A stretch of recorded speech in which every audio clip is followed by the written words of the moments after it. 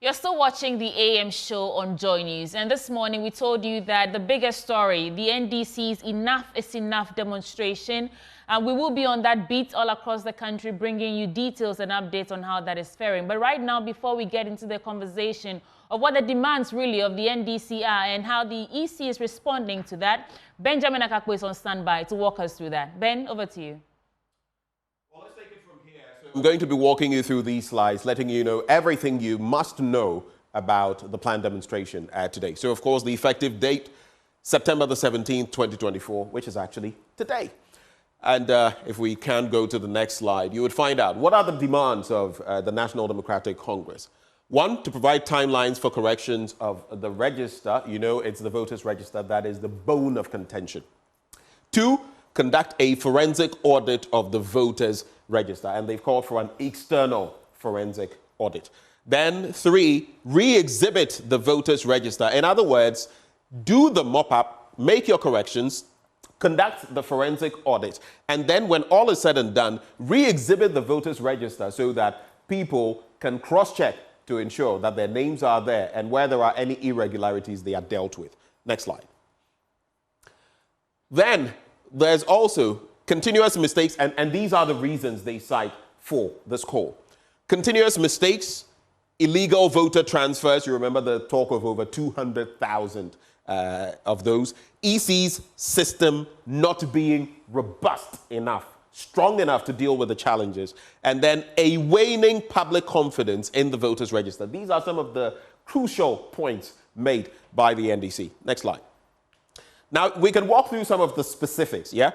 They talk about 243,540 previous transfers illegally added to 2024, including repeated names. Then they talk about 15,000 plus unidentifiable voter transfer parts, posing potential issues with fake registrations, over 15,000 of those. Then 3,957 voters in the 2023 register deleted from the 2024 provisional register due to transfers. So these two are linked. Then we get to this point. 2,094 voters transferred to different polling stations, but not listed in the absent voter list as required by law, which means that for these 2,094, it could mean they may not be able to vote. Now, if you look at the fact that in 2008, the election was won by a whisker, if you pay attention to Tain, just about 20,000 votes, it tells you that this could be crucial in a tight election. But the EC's admitted mistakes. The EC has acknowledged 3 mistakes so far, 3 of them. What are they? Let's get to the next slide. 1, inaccurate voter registration figures. It has admitted that. Inaccurate voter registration figures. 2, faulty voter registration graphics. And 3, errors in transferred voters. So that feeds a bit into the previous slides and some of the dissent or claims made by the NDC. Next slide. And then the MPP's position on the voter register then comes to play. It says the register is provisional. 2, changes can still be made. And 3, criticism at this stage is unnecessary. What is important to note, though, is that in previous years, when the MPP had its own concerns about voters' registers, they were complaining even before a time like this, long before a time like this. So different strokes for different folks, we don't know. Next slide. Then you get into the 2016 elections. And it's good to do the retrospective analysis because then, you know him, John Bwedu, NPP raises issues with EC's processes for 2016 polls. And of course, the story captured here from Graphic Online, and we have similar stories from My Joy Online as well. And if you look at the next slide, the Electoral Commission's response to the NDC, all identified discrepancies are being resolved. The NDC is saying if they are being resolved, can we take a look at the process? And what is the demonstration of this resolution? Where's the proof? Show us the register. The EC has involved key officers at all levels to ensure all registered voters are accurately listed, and repeated requests to the NDC for copies of discrepancies have been unresponsive. That is another bone of contention. So, if we may move on. This is exactly where we find ourselves. Now, the Electoral Commission's response, the second slide. The EC believes a forensic audit is premature. The voters' exhibition exercise already serves as an audit. But if you recall, the voters' registration exercise in itself came up with some problems, which is where some of these issues also came up. So does the registration exercise solve the problem? That's the question. The EC urges the NDC to trust their process in correcting discrepancies. I found this interesting. Trust their process. I don't know whether trust can be given without a lot of backing for that trust. In other words, what is the basis on which the trust will be given? And then there is no basis for demonstrations, the EC says. So if we may move on. Now, the comments on the NDC's demonstration, the EC believes that the best way to ascertain the credibility and integrity of the 2024 voters register is the discussion table. Discussion table. Likely IPAC, right? Not on the streets. Not like in the demonstration today, or brass spots starting from here in Accra and to all other regions, Tamale in the northern region and others. Taking to the streets will not ensure a credible register. But there's a call, which is the basis for the demonstration. Will the EC respond to the call, or is it to say that because of this, we'll not pay attention to you? We don't know. It will only cause tensions and suspicions which are unwarranted. And that is Mr. Samuel Tete, Deputy Chairman of the Electoral Commission. And then we also hear from Kwabena Japong, former General Secretary of the MPP. I don't think they have that moral authority to be saying those things. They say things just for political expediency. It doesn't augur well for the government. But we could also throw it back to him. In 2016, did it augur well for, the party in power? Then there are so many dimensions to this to be looked at. And then the Asante Hene, Otumfuo say to the second. Changes in the electoral process will occur regardless of the individuals managing it. The system is designed to reflect the will of the people, and that's something we must look at.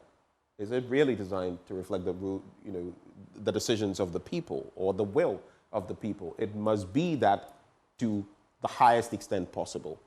And we must remain vigilant to ensure its integrity. However, I also urge political parties to reduce their mistrust and work towards building confidence in the Electoral Commission. And so there you have it. These are some of the prominent people who have spoken to the issues and some of the thoughts that have been espoused, some of the thoughts that have been shared. What do you think? What do you make of the situation? Well, we're joined in the studio by our guests, and we also have others that will be joining us. We'll be on the ground bringing you live action from the different regions. You want to stay with us? We'll be right back after this break as we host our guests in the studio.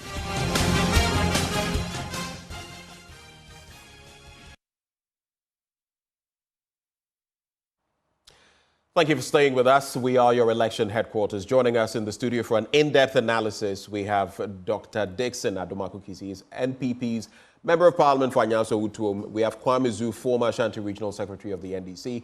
Via Zoom, we have political scientist, head of the Political Science Department at the University of Ghana, Professor Seydou Mahama Alidu. All of them join the conversation. Prof, good morning. Prof, you'd have to unmute. Good morning, sir. Good morning. Yes, please. How are you doing? I am very well. I hope you are too. I hope you're well too, Prof. Muted. All right. Good. Yes, please. I'm doing well. Right. Good to hear from you. Sweetie, would you like to usher us into the discussion? But before we actually get into the conversation, let's cross over to the Bono East region, where Anas Sabet is standing there for us, bringing us some updates on how the demonstration is either starting or faring so far. Anas Sabet, what can you report?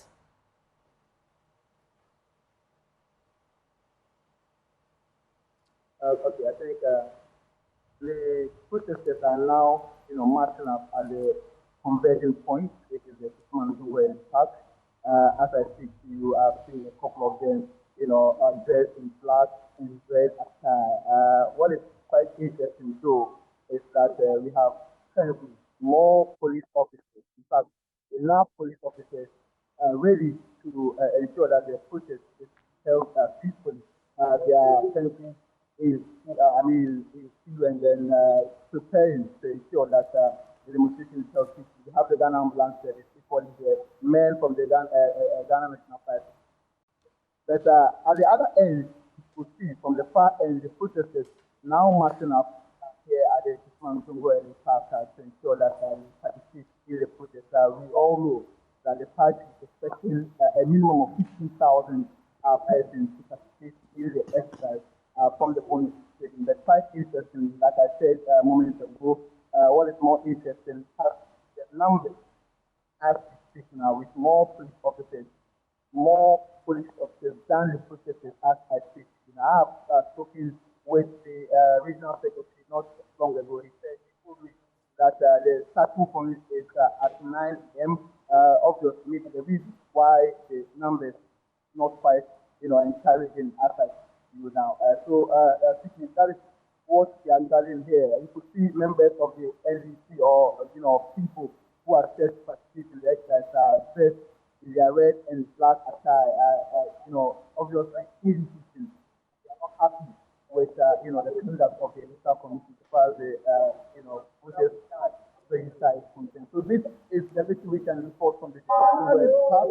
More police officers or security personnel ready to ensure that the protest is done peacefully. In fact, more of them are there than the protesters we are seeing peacefully.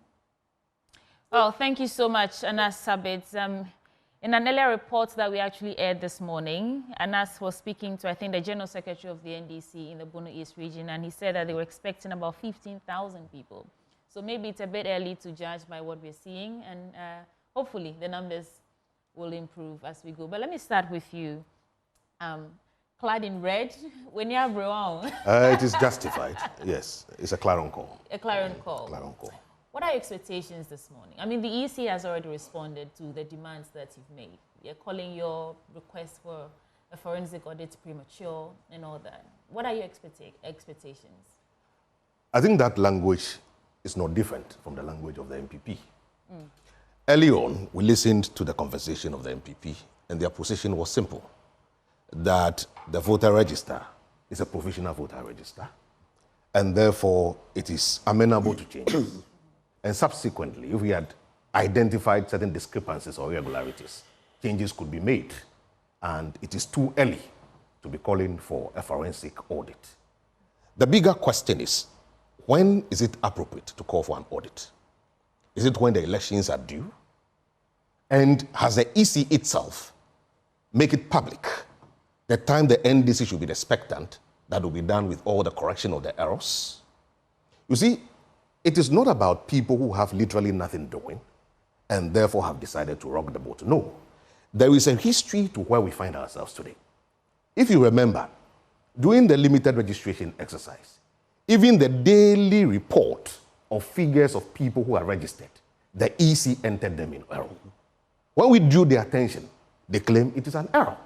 When it suits them, it is either an error or a mistake. I don't know if it's simple infographics. When they suit them, when they err, they are able. They are honest enough to say that. You cannot. The Electoral Commission has made 3 admissions on some of the points you've made, and they say they are working to restore your confidence in the voters' register. Admissions of errors should go with an accompanying step or action to remedy same. Mr. Zhu, hold there for us because we'll elaborate further. Very well. Your initial thoughts, and then we bring in Professor Ali Duseidu, who's on a bit of a time leash, so that we can let go of him and then we can have ample time in the studio.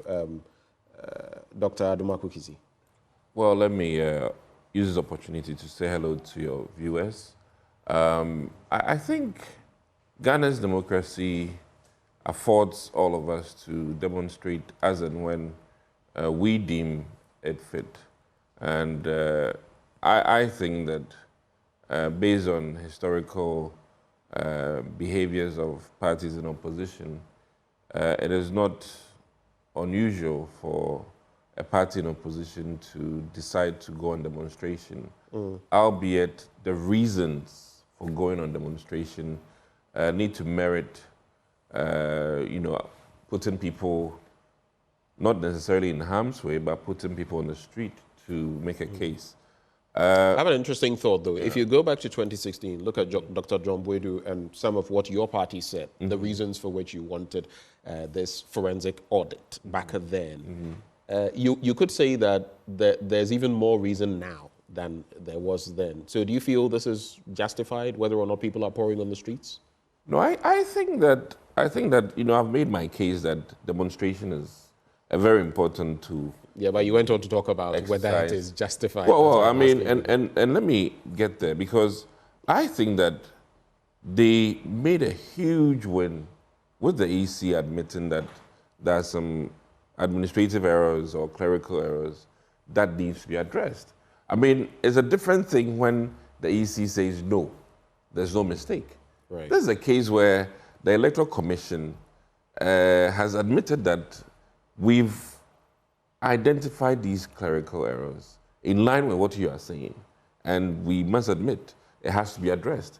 Now, I think that the demand may or should have been, how soon will these be addressed? And then beyond that, if you're not getting the appropriate response, then I think you can then go on the streets. And, and you know, after this, I think that even as of yesterday, some inroads had been made. Right. The EC came out boldly or strongly to talk about exhibiting, you know, after the corrections are made. Right. And I think that even in the Northern American jurisdiction, where we would think that everything is correct, they admit their mistakes.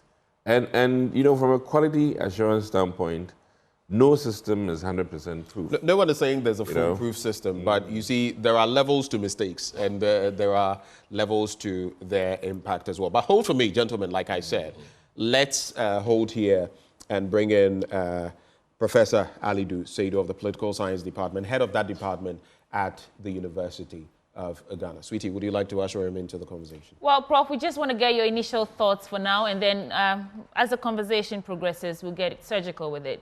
But what are your thoughts this morning?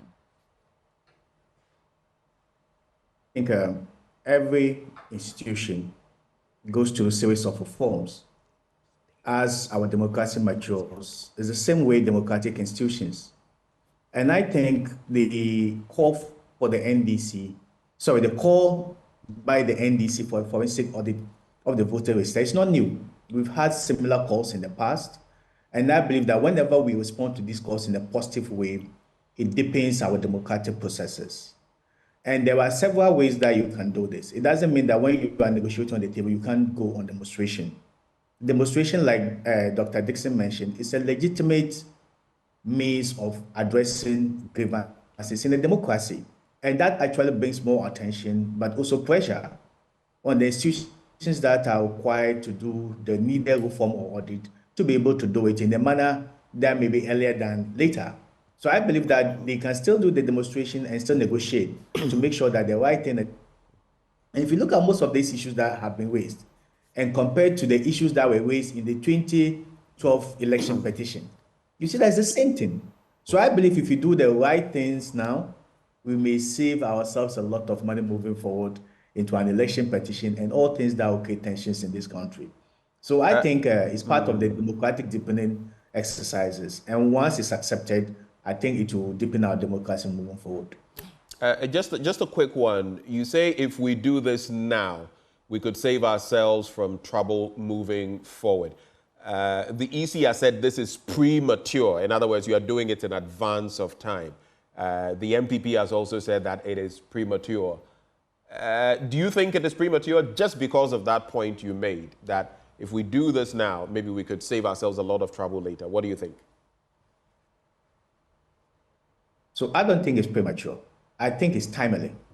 Because in the electoral calendar, the EC admits that voter exhibition is part of the processes to correcting mistakes that are identified in the register. And the EC thinks that this is the appropriate time to exhibit the register for anomalies to be identified and corrected. So if the NDC is also calling for an audit now, I think it's timely. If we don't do it now, when are we going to do it? And if it wasn't appropriate to be done now, why is the EC exhibiting the register now and not later? Because they believe that it's part of the beginning of the process for an audit and the right things to be done, all the corrections to be made in the register. So if the exhibit starts and then the NDC identified these kind of challenges with the register and calls for a complete audit, I think the process is timely. Sorry, that process is timely and should be done now rather than later.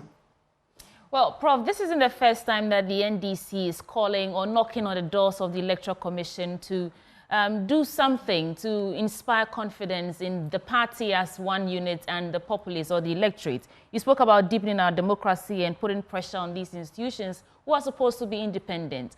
Would you say there's reasonable chance that this would actually encourage the EC to conduct this forensic audit? I think it is in the best interest of the EC to do that. You see, when people are saying you are not fair or you are not, the processes are not fair, the register is not accurate, why don't you just prove them wrong?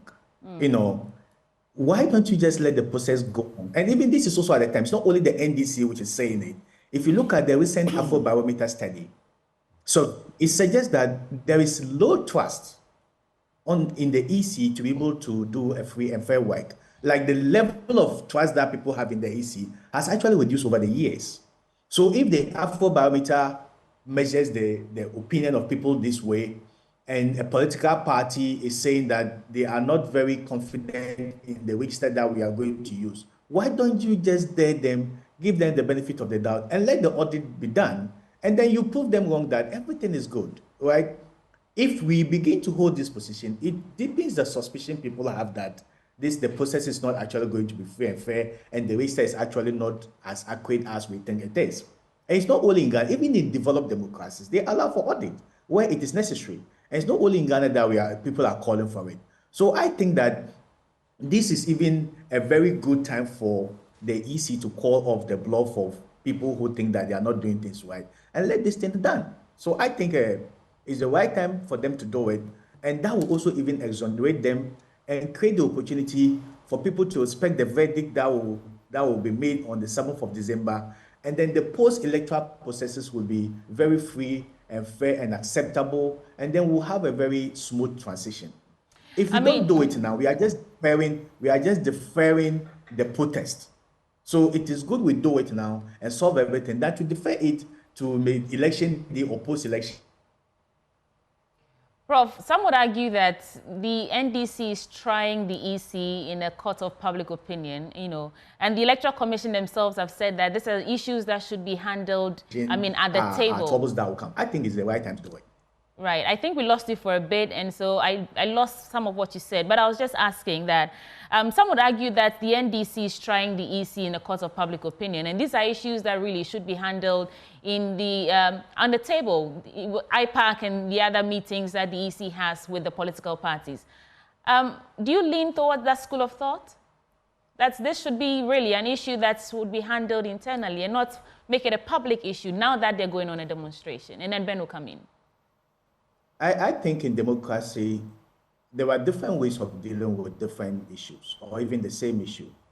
So it is not isolated that you should only sit down and negotiate. In the negotiation process, there are different ways that you can gather momentum for your position. And I think it is not either or, that when you are Okay, we're having some challenges on the table, then you can demonstrate. Okay. People can do that, yes, to address their view. They still will not, it's not kind of trade-off. Can do both at the same time. Well. And let me just pin you on this, and pardon us, guests in the studio. Prof will have to leave us at a point soon, and you will have all the time. So we are focusing on him for a bit. Alluding, you know, that Afrobarometer survey that you alluded to has some interesting data. It says in its executive summary, findings from the most recent Afrobarometer survey show that while a vast majority of Ghanaians support elections as the best way to choose their leaders, Public trust in the election management body, that is the Electoral Commission, is at a 23-year low. Citizens' perceptions of the freeness and fairness of the 2020 election are mostly positive, but they fall well short of assessments of the prior national election in 2016. So I'll give you those details, and then you tell me how precarious our situation is, or how maybe we are making a mountain out of a molehill. So an overwhelming majority, 84% of Ghanaians, support elections as the best way to choose their leaders. About 3 in 5 citizens, 62%, say elections work well to ensure that members of parliament reflect the views of voters. It goes on and on. Let me focus on some more important matters. A majority, 64% of citizens, say the 2020 election was generally free and fair, a decline compared to assessments of the 2016 election recorded in 2017, 87%. So on the back of the 2016 election, in 2017, 87% of Ghanaians said it was free and fair, compared to the 2020 assessment, which said that only 64% said the election was free and fair. Now, then you come to this point. Only 1/3 of Ghanaians, 33%, the lowest we've seen, say they trust the Electoral Commission of Ghana somewhat or a lot. The lowest trust level recorded in more than 2 decades of Afrobarometer surveys. That is about 1/3 of the population. How crucial is this statistic, especially in this context, for this election and to the Electoral Commission, Prof? So you tend to see that the level of Ghanaians who had confidence in the election management body to conduct a free and fair election was very high in the 2016 election compared to. So there was a decline. So it's declined from about 87%, the results of the current 64, and now we are looking at about 33%. 60 something. And now we are looking at only 1/3 of Ghanaians who have confidence in the Electoral Commission to be able to do a free and fair election. And I think it is, look, whether it's perception or it's reality, it has an implication on the level of trust in state institutions, to be honest with you. If you have only 1/3 thinking that the EC will do a good work, it's a serious indictment, whether it is perception or not. And that's why I think that the EC should take measures that will deem their credibility and also dispel this level of perception, which is even scientific based, right? And I think one of the ways that they can do it is to address the concerns that political parties or stakeholders are raising with regards to the election, the electoral rule, with regards to the processes leading to the election, and even the way they will conduct the 2020 December elections. I think there should be enough measures to dispel these perceptions. There should be enough measures to guarantee.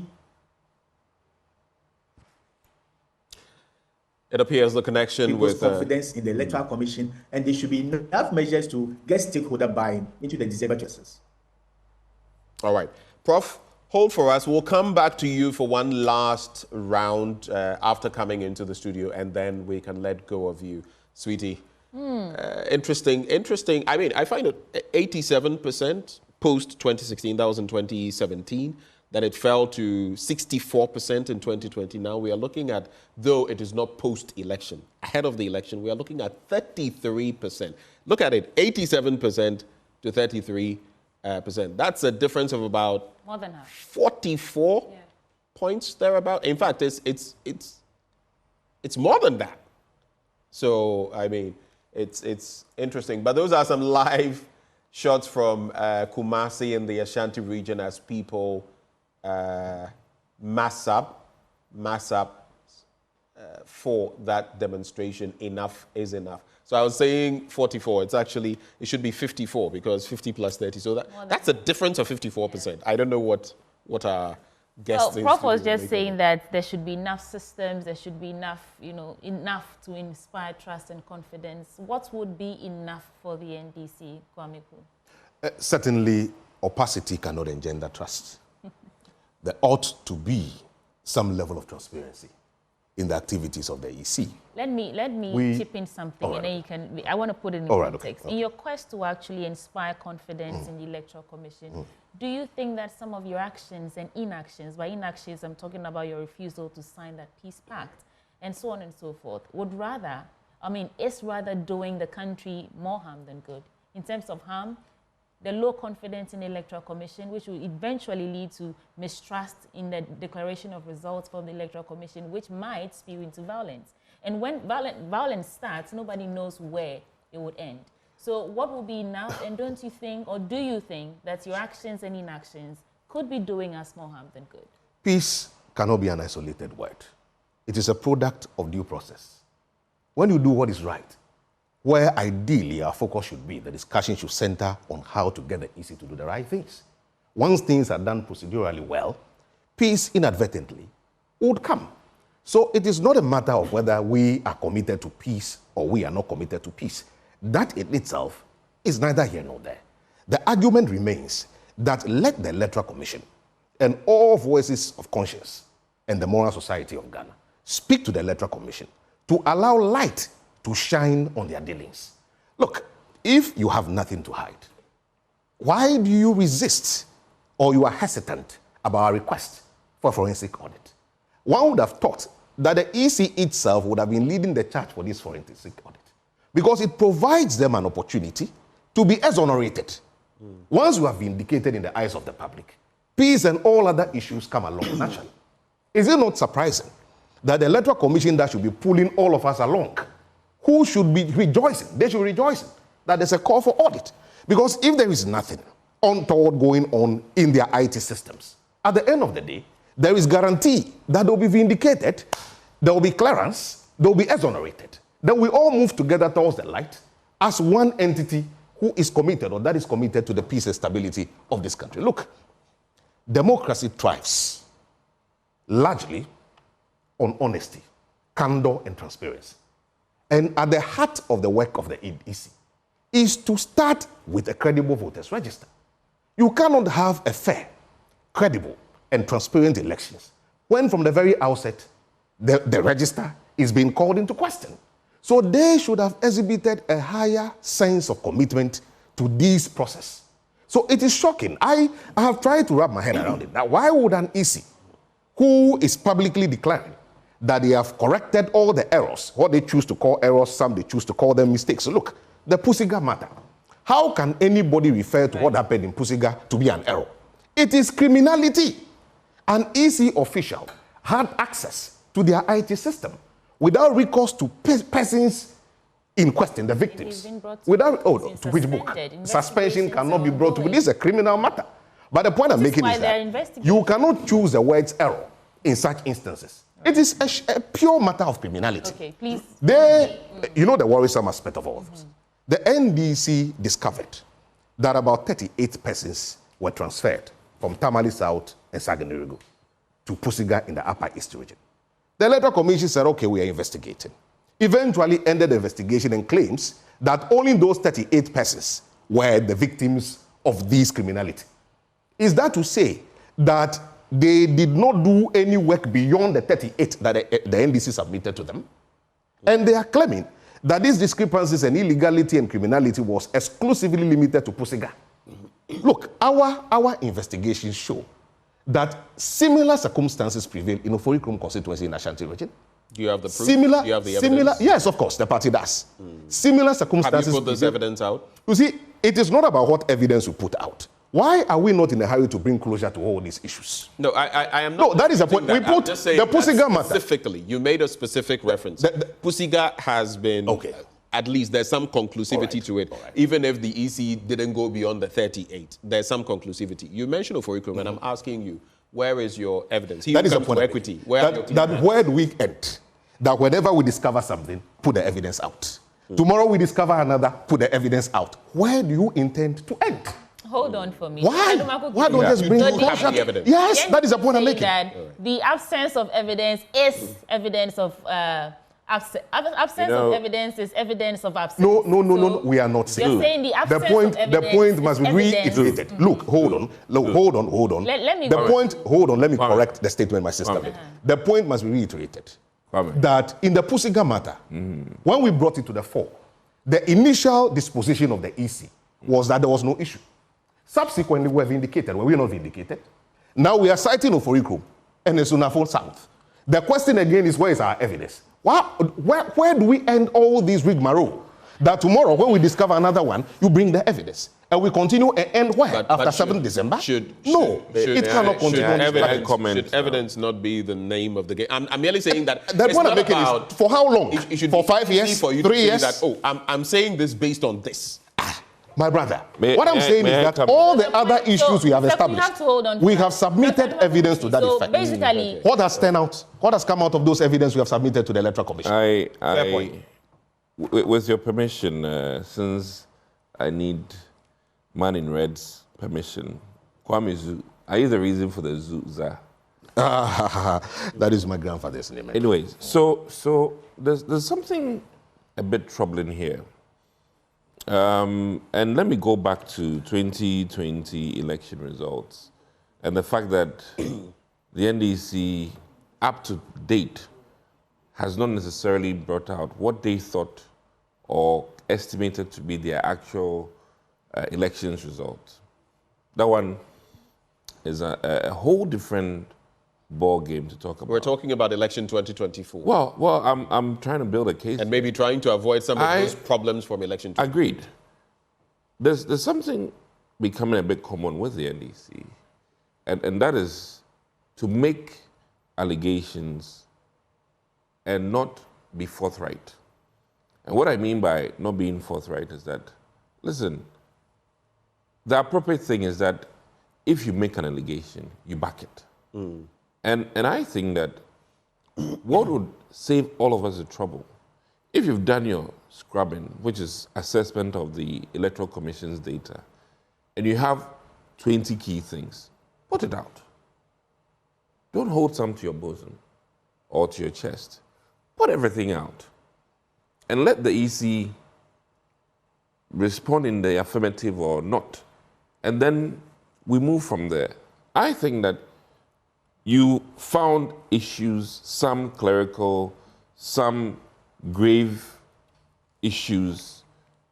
The EC, and let me commend the EC for admitting that some of the things you brought certainly are factual. We're grateful to them for that admission. Hold for me, Dr. Adumaku Kisi. Okay. I'll come back to you. When I come into the studio, I'll come to you.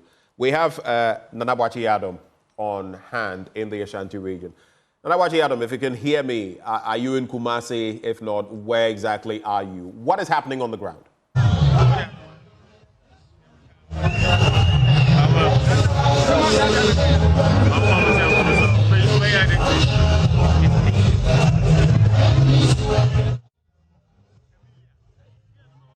Where specifically you are and what is happening on the ground. What can you share with us?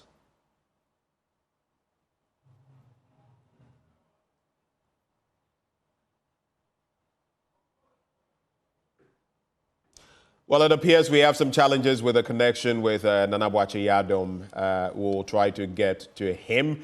He is actually in the Ashanti region, and he's been having some interactions. He'll be connecting with us shortly. But for now, let's see whether we can get Maxwell Agbaba, who is on the ground right here in the Greater Accra region. He's been at the Obra spot monitoring matters for us, and we'll be connecting with them.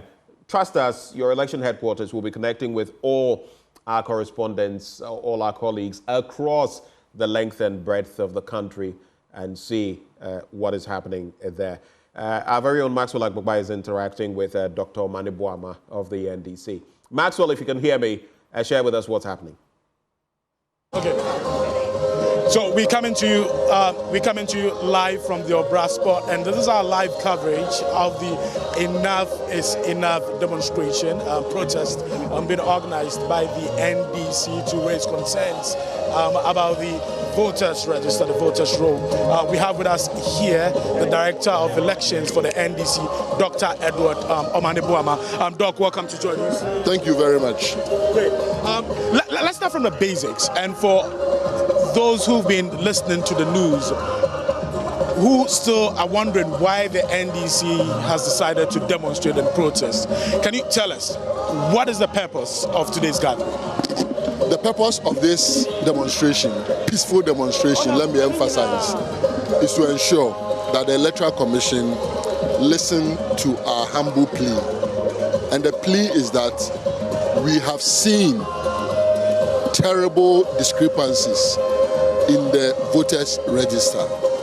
Discrepancies that cannot just be explained away with the fact that exhibition is supposed to correct errors. Discrepancies that cannot just be rationalized with the fact that we decided to add transfers in the year 2020 to the transfers of 2024. Discrepancies that cannot just be wished away with the fact that we are already effecting the corrections. What is wrong with asking for a forensic audit? Just this morning, I have circulated here an IEA communique in 2015 when Madame Jimensa was at the IEA. I read, a communique at the end of the Institute of Economic Affairs organized debate on whether or not to replace the voters' register has asked the Electoral Commission to show proactiveness and leadership by engaging the services of a competent, credible, and external organization to audit the electoral roll. This is Jimensa's IEA in 2015.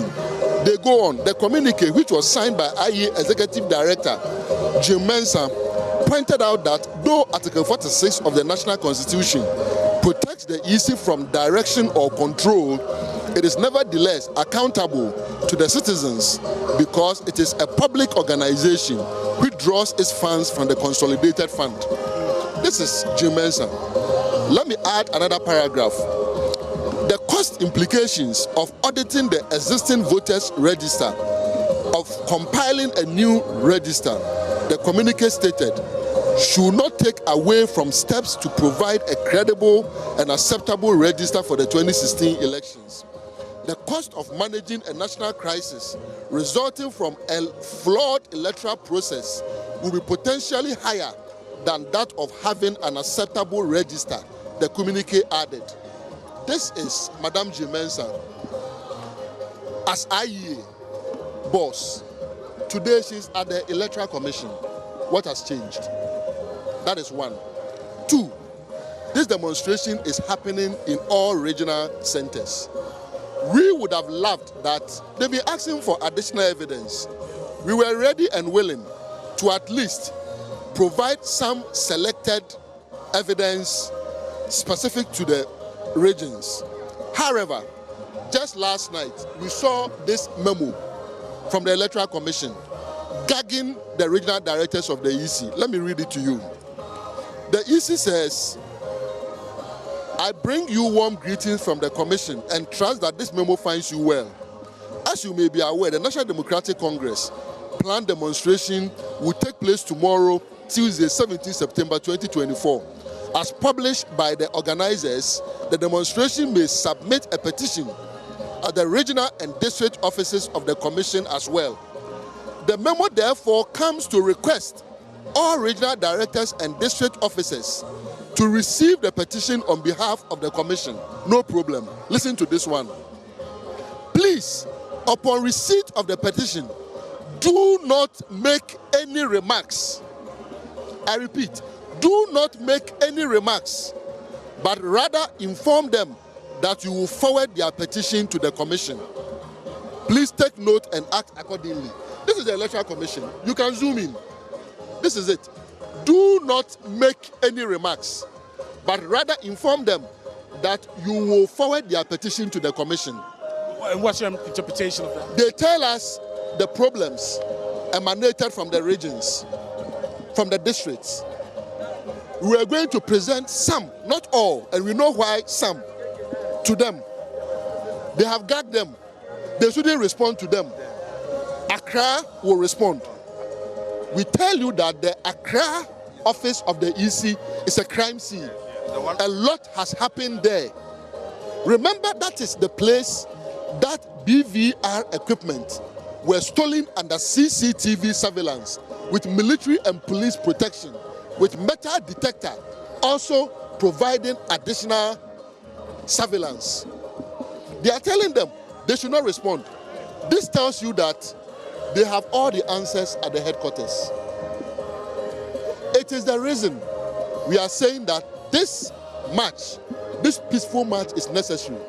I have read two documents. The first one is Jimenez's own call for an audit in 2015. What has changed? Look, what is an audit if you have nothing to hide?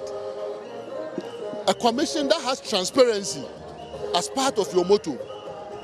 If you have nothing to hide, what is it? You have listened to people from civil society. Professor Akufo-Addo, Manase Azuri Awuni, Franklin Kujo, Professor Akufo-Addo, several CSOs have also spoken that, look, it is in your best interest to raise any doubt ahead of this election. The EC says we will not. Unfortunately, the EC has also not been truthful. And this untruthfulness is leading to one of the core demands that we'll be making at IPAC. But that is separate from today. Today, we are focusing on the call for the audit. Why do I say the EC has not been truthful? The EC has been lying around that we have not submitted our findings to them. But they don't tell people why we have not submitted the findings. At the meeting with the EC, which the EC blocked the media from covering, after we had requested that you join us in the meeting so everything will be transparent, there will be no asymmetry in information, the EC blocked you. At the meeting, 4 issues crystallized. The first was our demand for a forensic audit, independent, of the register and also the EC's IT system. That was the first. The second was they asking us to provide them with our findings. The third was we saying that you claim you have corrected the errors that we have put out. If so, our work is ongoing. Provide us with your updated version.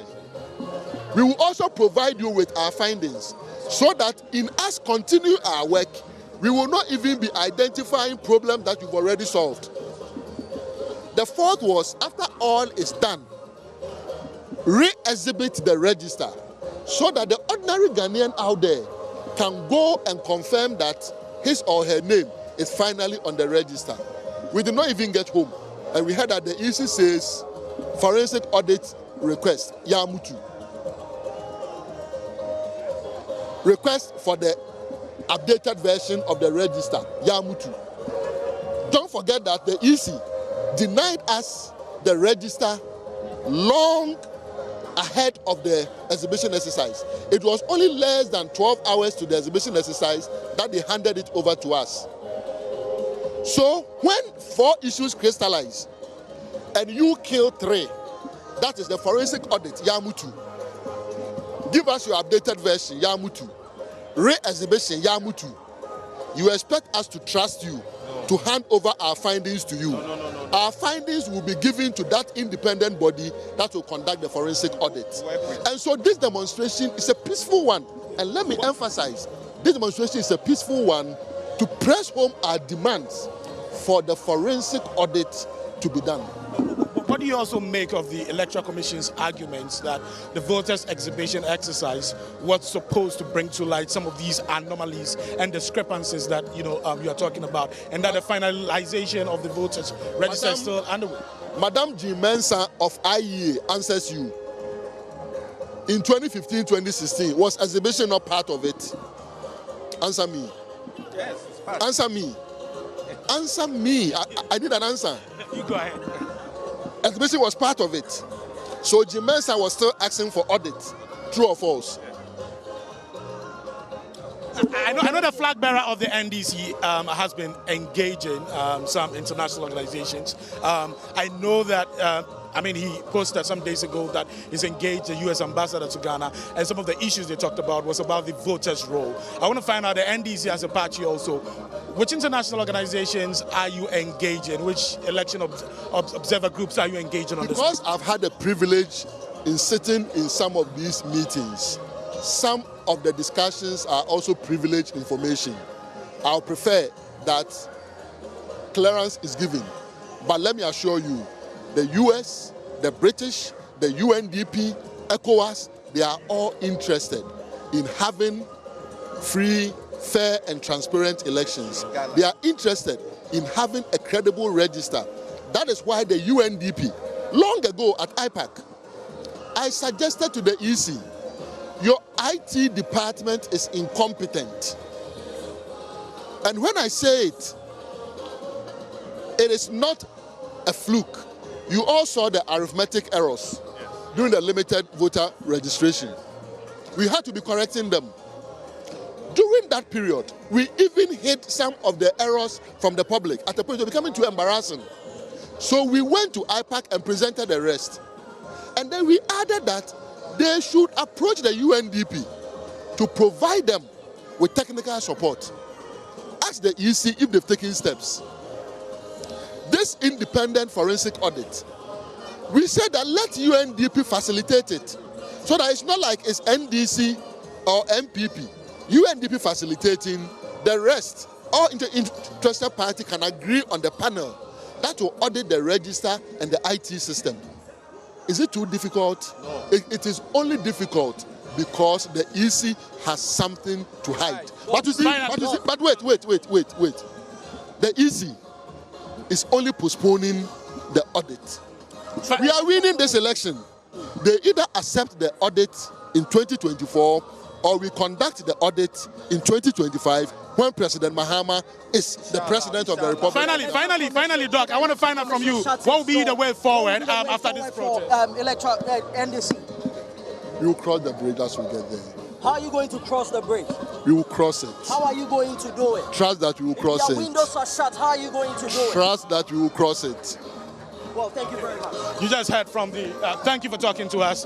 You just heard from the Director of Elections for the NDC, Dr. Edward Omane-Boama, speaking comprehensively about their position on the voters' roll and why they gathered here today at the Obra spot to protest.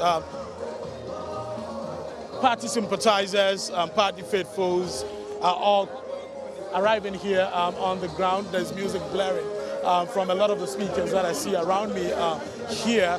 Police officers have also taken strategic positions on the overhead bridge here. Many of the police officers are also seated here in their route control gear, waiting patiently for the protest to start. We have more to give you right here from the Obra spot. In some minutes, in some hours, the process itself, would begin properly. The walk to the Electoral Commission will begin, and we'll definitely be bringing you up to speed on what exactly it's happening. But at this point, we want to take you to Kumasi, where my colleagues are also on standby, waiting to give you an idea of what exactly is happening in the Ashanti regional capital. Remember that this protest is taking place in all 16 regions. So we're taking you right now, connecting with my colleague in Kumasi right now to give you an update on what exactly is happening there. President John Mahama himself, the party in the Ashanti region is embarking on a demonstration to demand a forensic audit on the 2024 voter register. And so you can see the atmosphere here in the Ashanti region, a very charged one. Supporters continue to troop in. Not long ago, the regional chairman, Nana Kwesi, got into the crowd to interact with them. The communications officer, Abbas Nordin, is still here. They are interacting with party supporters to continue to bring in a lot of people. We are expecting about 3,000, 4,000 people to participate in this particular demonstration in the Ashanti region alone. And so nationwide it is also going to be same. But then I've been interacting with some executives of the NDC in the region. So far, looking at the numbers, are you enthused? Very good morning to your viewers. I'm so much enthused with the crowd. You can clearly see that the wind of change is blowing. It is very important that we let Ghanaians know that winning an election does not take place on a particular day. Rigging is a process. And so what we have identified in the limited registration of the Electoral Commission is something that we must let Ghanaians know. What are we calling for? We are calling for an independent audit of the voters register. You remember, we threw away our old register and created a new register. And today, as we are speaking, over 240,000 Ghanaians' names were transferred without their knowledge, without their consent, and we see that as a criminal conduct by the Electoral Commission. And these findings came to bear by the vigilance of the NDC. So we are saying that these are what we have seen. What about those that we have not seen? You understand? Even in the banking sector. Well, even as we look at what is happening in the Ashanti region, we hear the Ghana Police Service addressing the crowd at the Obra Sport. Let's hear what they are actually saying. Then by the laid down rules and regulations, the police are here poised, ready, prepared to do our part as well. And we know that once again as a country, we will demonstrate to the world that we are prepared to deepen our democratic credentials. We will be here with you throughout. Officers all across the country have been deployed, and in all our 16 regional capitals, our commanders have taken charge, ready on the ground to see this demonstration to a secure and a successful end. Thank you so much for your time. We'll be here with you. If there's anything that comes up every now and again, our officers will be on hand to explain or assist. Thank you so much. Let's go and prove to the world once again that the Ghana Police Service, we are here, we are ready. We will ensure security, law, and order. Thank you so much. Can you give us an idea the number of officers that you have on the ground? That is part of our security strategic deployment. We won't give out the details, but you are on the grounds with us. You can see our men. Just look around. We are all over the place. And we'll make sure that anybody who is out here today will be protected and they are safe. Thank you. But we've seen quite a number of them also with body cameras and all of that. What is the goal? What's the purpose of that? Okay, so body cam in security operations are for evidential purposes, to gather evidence about what all of us are doing here. It's also a means of protecting people, because as you know what cameras can do. So it is just an extra layer of our security to ensure a successful deployment. Thank you. What measures are you going to take to de-escalate any potential situation that may happen? As part of our preparation for the ground, all our officers have been oriented on de-escalation mindset, and that is what we are here. Remember, our objective is one, that by throughout the exercise and to the end, security, law, and order will be ensured. Thank you. And then finally, we heard from a group fixing the country, and another group, they had put out a notice that they were also going to organize a counter-protest. We want to find out what has happened to them. From what I understand, that demonstration, the organizers have agreed to put it on hold for now. Thank you so much. Let me take a moment to do the tree. Yes, since it's and yaba ni dudu mu pa na yambota ne say and demonstration ya NDC for organizing. So organizers so demonstrators so forensic audit into the 2024 voter register. They say that after the limited voter registration exercise, they have identified some discrepancies in the voter register. Hence the need for the EC to allow a forensic audit into the voter register in itself. Yesterday, when we engaged the regional executives of the NDC prior to this particular demonstration, they told us that in the Ashanti region alone, about 6 constituencies, they have identified some discrepancies with the voter register within 6 constituencies. And the major constituency is the Ejuase Chodumas constituency, which is even the seat of the NDC.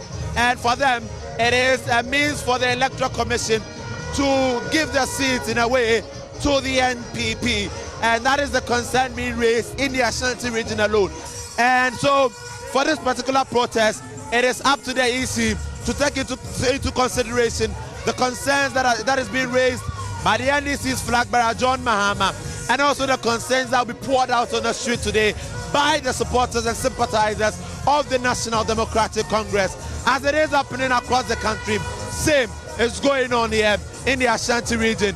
I would tell you that it is quite a bit chaotic here, and it will be very difficult for us to get inside the secretariat in itself. But for now, this is what is happening here in the Ashanti region. Over to you. Body cams deployed at quite a number of protests. We saw that at the Occupy Julloby House protest, that 3-day protest. Right in front of the 37 Military Hospital. So the police tell us that they are ready for action. And yesterday they had a comprehensive briefing. They had a comprehensive briefing about the routes for this protest. So the protest is going to start from here, the Obra spot at the Kwame Nkrumah Circle. The protesters will move to the Farisco traffic light, then to the TUC, the National Theatre, the Accra Sports Stadium. Maxwell Agbagba there from the Obra Sport, and of course our very own Nana Boakye Yadom in the Ashanti region as well. Bringing us some scenes from there. We'll be going across the country and bringing you scenes from other parts as well. Sweetie? Yes, but we should let Dr. Adumaku finish his trail of thoughts before we get into some of the things we're seeing. We interrupted It's even interesting. Let me find out. Do we still have Professor Ali Duseidu? No, we don't.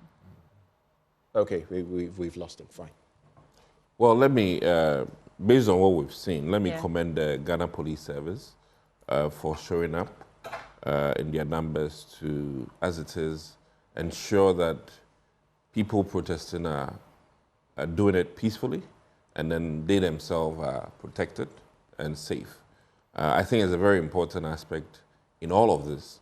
I remember at some point when the MPP did let my votes count, and the actual unfortunate situations that occurred under Let My Vote Count, under another regime. So I'm impressed today, the composure and the way the police have made a commitment to handle the crowd and do it in a very professional way. So let's commend the Ghana Police Service.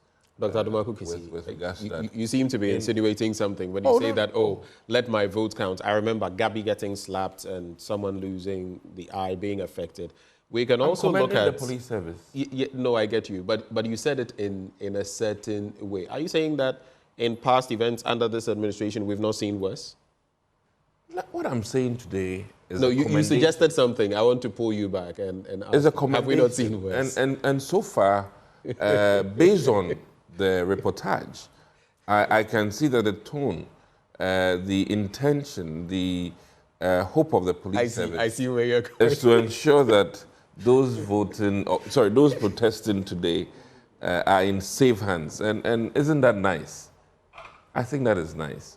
And I hope that we all get this opportunity at any point in time when we wish to protest. Now, with that said, I think that today would be another deepening of our democracy as a country, and just casting my mind to Kenya and the insurrection recently and how things happened. This will put Ghana, up high. It would raise our flags in a way, in the sense that those who are, handling this protest and those who are protecting them are doing it in a very apt way. And I think who knows? In about a week or so, some others might also be up trying to, demonstrate their satisfaction with electoral processes. I mean, who knows? We don't know. It'll be very interesting. Oh, we've heard of a few people within the MPP. One of them, whom I don't want to give credibility by even mentioning his name, because some of them, I feel it is just, but working at the president's office, who says they will also have counter demonstrations, even today. As for counter, I don't think unnecessary. Counter is not necessary, but I believe that later on some can also show their excitement with regards to the many things. But let me say that, listen, we cannot just look at today.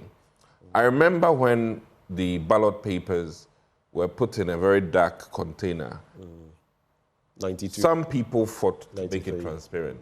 So Electoral Commission's work has been improving day in and day out. And I think that over time, we'll have one of the best electoral processes in Africa, and maybe, shall I say, in the world. And I think that what is becoming very clear to me, based on what Dr. Boama was saying, is that it will be so clear to the NDC who loses or wins the 2024 election.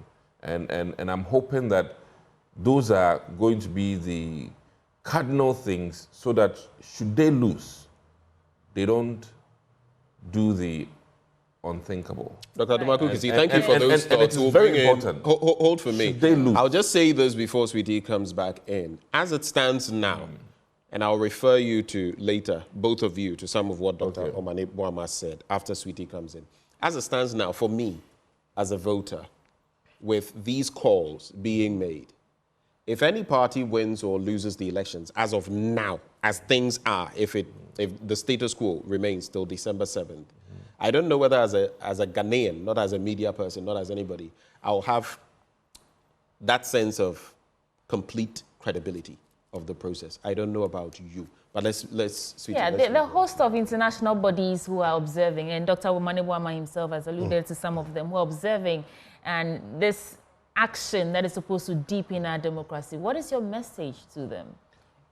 I mean, considering that Ghana is seen as the beacon of Africa's democracy, we have an enviable position. What's your message to all these people observing the democratic development today? If you followed the commentaries of the flag bearer and the leader of our party, His Excellency John Dramani Mahama, over the period, he has reiterated, time without number, that this is a peaceful protest. It is a peaceful demonstration. Even yesterday at Medina, he stated it unequivocally that those who may wish to foment trouble, they do not have a space in our demonstration. You see, the conduct of the police most often is a reflection of the conduct of the demonstrators. And most often too, some people who are miscreants, who have been deliberately planted in the crowd to foment trouble. We can assure you that today, the NDC and Ghanaian demonstrators you see have paid heed to the call by His Excellency John Dramani Mahama. Will be peaceful even if you study there. So you're 100% sure that no miscreants have been planted among the demonstrators. That is an issue that the internal security mechanisms of the party will handle. And there will that no anybody, please, that is quite low.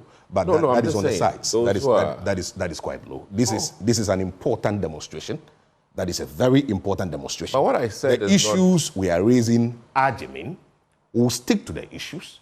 We'll demonstrate appropriately and in a very peaceful manner. If you see the disposition of the police, the conviviality, is a testament to the assurances we have given to them. Well, hold on. So we've not seen whether anything will happen or not. So let's hold on for now. Let us not mourn that which will not happen. It will be a peaceful protest. We are hoping. Come on. But the message is Which message? To the international bodies what is the message? We are a peace-loving country. Okay. But like I said, peace is predicated on the right things being done. Let the Electoral Commission allow that those 2,000 plus persons whose names have been deleted from the register of 2023, who may not even be aware, because as you are aware, the voter exhibition exercise, normally, the turnout is low. Yeah. Not many Ghanaians participate in exhibition.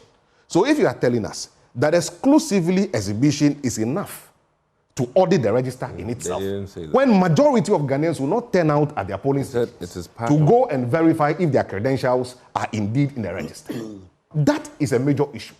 Indeed, when our IT expert and the director of elections met the EC at IPAC, one key issue that was instructive and very sad so was that when the EC was asked that should the voter turn out at the polling station on the day of elections and his name is not in the register, what do we do?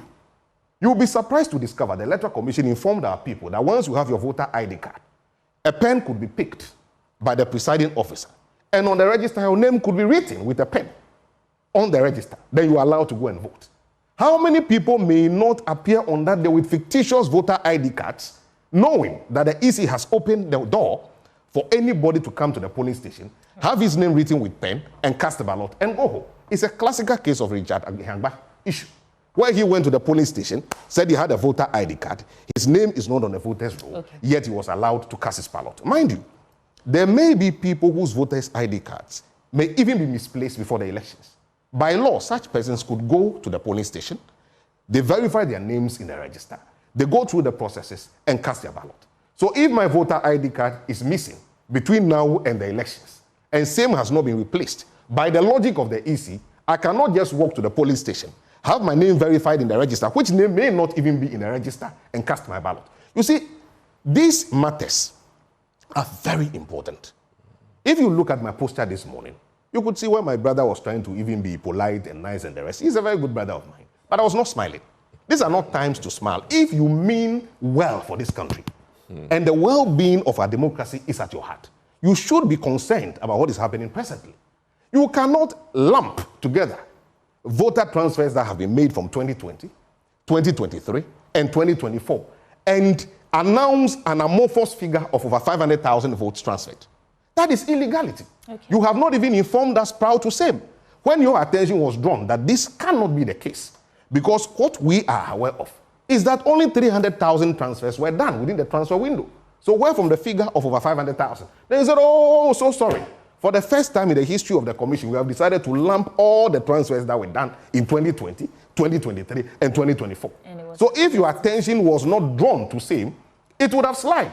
Look, you cannot tell us that persons who have been transferred, we cannot find parts for where they originally got registered. There must be a path. We should be aware to know. Azu, over 15,000. I think see, we have rehashed these issues. We have reiterated them. We have continuously mentioned them in the media. The hour is now. The hour is now. We get the thrust of what you're saying. Sweetie, would you like to take us to WA? Yes, Rafiq Salam is standing by for us. He wants to give us an update on how they are also preparing for Enough is Enough demonstration spearheaded by the NDC. Rafiq Salam, what's happening where you are? Hello. I'm currently at the forecourt of the Upper Hospital Coordinating Council where the demonstration is expected to take place. Behind me, you can see slew of party faithfuls of the NDC. They have gathered here and they are about to go.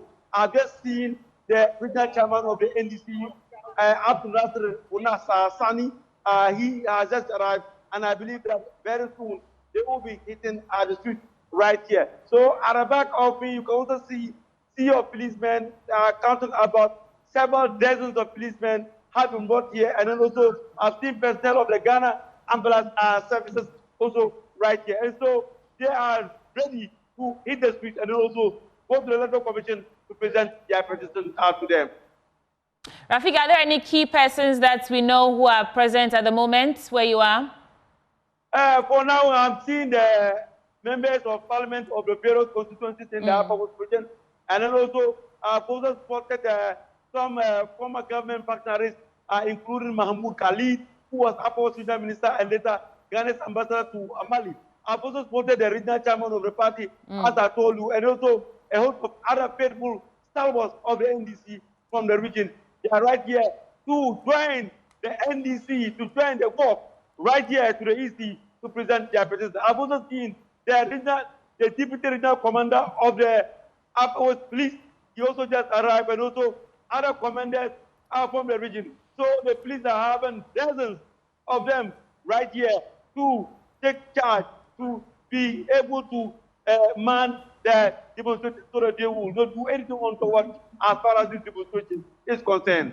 Thank you so much, Rafiq Salam. And that's the third region out of the 16 where the Enough is Enough demonstration is taking place across the country today. Let's get back in the studio and continue the conversation. Benjamin. Well, so I just want to go back to some of what Dr. Omani Boama, head of IT and elections, of the NDC, when we interacted with him, he said, and it's something that some of us, in fact, some people in very high places have asked me. In 2015, getting into 2016, the interesting bit, Sweetie Abochi, is that Jean Mensah, now head of our electoral commission, was head of the IEA. Yeah. And some people in civil society have lampooned her, the fact being that, wait, preceding 2016, long before you came to the position of EC, there were a number of things you said about how we could sanitize the Electoral Commission, avoid problems and all of that. Why are you not doing the same things you said then? Dr. Omani Boama mentions one of them, being that at the time, there were a few issues, or some issues. And then head of the IEA, Jean Mensah, said, listen, be proactive. Don't sit there and wait for things to happen. Go ahead, let there be that audit, which is what led to the previous audit by, I believe, the UNDP. She said, for the sake of credibility and the fact that cost should not be a problem. Cost should not be a problem. Not my words, Jean Mensah's words, 2015, 2016. Cost should not be a problem because the implications or the consequences on the country could be far worse than any money we could expend. So that was then. I don't know, Dr. Adumaku Kisi, what has changed? Well, I don't think the narrative has changed. If there's a timeline for providing all of us with the necessary changes that they've agreed to do, I don't see why we would say that Jean Mensah then and now are different. I mean, as it stands now, there were certain things that she had wished that would have done as an electoral commissioner's chairperson, but finance ministry was unable to deliver. And I can cite when we were hoping that... The finance ministry was unable to deliver. You're talking about some of the things that came to Parliament. And, yes, and where some of them were... We were hoping that the national identification card had been rolled out, that many more voters would have the national identification card. So that is a very good example of Jean hoping to have more funds as an electoral commissioner, but didn't get. So the narrative about her hoping to do more with more money, if she hasn't changed. And let's not put her in a different light. Now, what is very clear to me is that, this demonstration now will be, settling on a fact of timeline and when the NDC is informed that the data has been scrubbed or, for lack of a better word, sanitized. And I would hope that the NDC can be very clear in their demand as to when they are anticipating that, EC's communique to them is apt. Is it 1 week from today? Is it 10 days from today? And that is a more agreeable thing than to just wish that all of the mistakes or errors that have been identified are solved today. Now, Doc, one last thing. I would plead with the NDC. I still am baffled by the fact that if they've identified 100 errors... And that's the next point I was about to get to. That they would want to keep some and wait for the EC to then find those issues. Before then, they address it. Put all your cards on the table. And that one, even me, myself, an ordinary citizen of this country, will support you 100% that EC. The NDC, with their capability and abilities and their technical team, have identified these issues that, one, maybe the EC is aware of or not aware of. But they can put it public that these are things that we are citing and we demand appropriate corrections. Right. And I think that will be very fair to also all of us as Ghanaians. But don't come and showcase 10 if you have 30 and wait for electoral commission. But how do you respond? He mentioned, you know, the initial, where is it again? Pusiga. Hold. Yeah. 38. The Electoral Commission came back to say, oh, it's been dealt with and it was only the 38. How does that sound to you when they come through with that? I'll have questions for him on that as well. That is why how does that sound to you? That is why I'll be in support of the Electoral Commission advising their directors at the various regions to not comment in haste so that they can actually back their commentary with appropriate verification. I have, listen, I mean, I've worked with auditing in many, fashions. And when you speak too early, you might have to bite your tongue back later on. So I think that my only thing to ZOO or the NDC is that, listen, we're all Ghanaians first. We all wish, listen, this country, when it goes into war, all of us will lose. Whether you're MPP or NDC, we lose out. And if anything is not an issue, you compare Ghana's current state to Liberia. We're far better. So all of us cherish peace. And I believe that any amount of money needed to make sure that we have a peaceful, transparent, credible election is at the heart of this thing. And mind you, we who, quote unquote, are in government, wish so much that things are more transparent, we are accountable to the people, and that the credibility of this election is not tainted. And the reason that this is very important, so that whoever loses, and I keep saying this, can accept the defeat, and it will be so glaring and so clear. And I think that more work needs to be done by both parties in making sure that we carve out messages that are doable, messages that the Ghanaian people can believe and make a vote based on that, and not necessarily lump all of our woes on the EC. A poor turnout, a poor voting for one party should not be blamed on the referee. If your players aren't good, don't blame it on the referee. Sometimes it happens. So my plea to all of us is that, listen, this is good, but it should get to that point that I don't want December 7th, NDC then comes that we have more things that we didn't bring. If we had brought it, we would have won the election, yadi, yadi, yadi, and this election is not credible. They should put out all the issues they have, then we can address it. All right, thank you for those thoughts. What are your reactions? And in reacting, I also want to find out from you. Another thing that Dr. Omaniboama said, and you had already corroborated in the studio, that time and again, we've adduced evidence to some of the happenings, handed them over to the EC, and nothing came of it.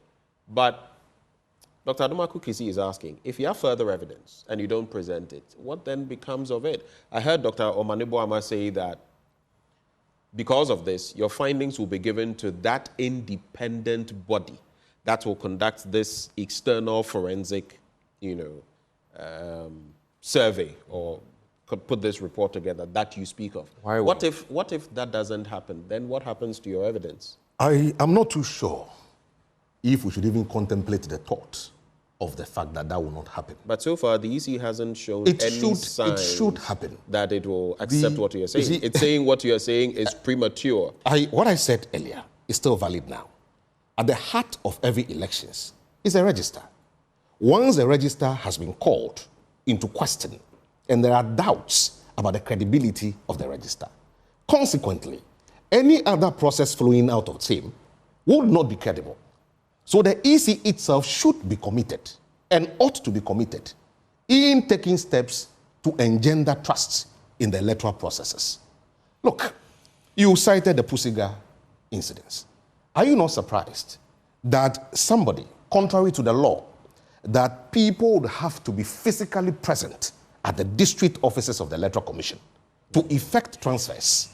An officer of the Electoral Commission could do that contrary to the express provisions of the law. And all we are told is that the person has been suspended. Of what do you use the suspension to this democratic process? Investigations are ongoing. Again, we have evidence to suggest that that particular incident is not exclusive to Pusika.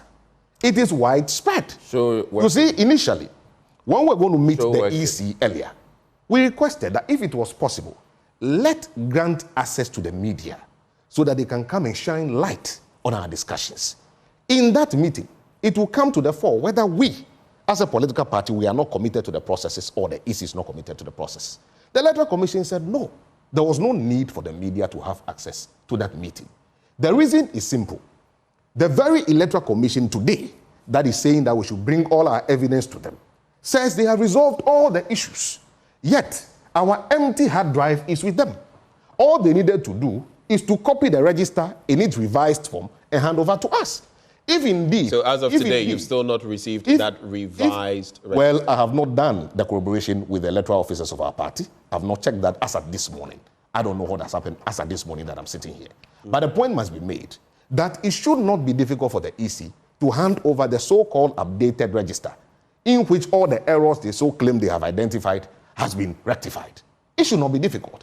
In fact, one of the interviews they granted earlier, they stated it categorically that at the time the NDC was submitting the empty drive, they were expecting that the NDC would come with all its evidence, and after 7 days, they will give us the updated version of the register.